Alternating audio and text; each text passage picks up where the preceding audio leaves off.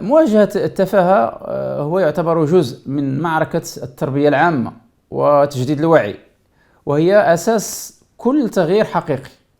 فالتفاهة سمة أصبحت تعبر عن انشغال الإنسان ليس فقط بما لا نفع فيه، بل بما يضر الفرد والمجتمع من الأقوال والأفعال التي لا ترقى إلى مستوى الجدية والاهتمام بمعالي الأمور.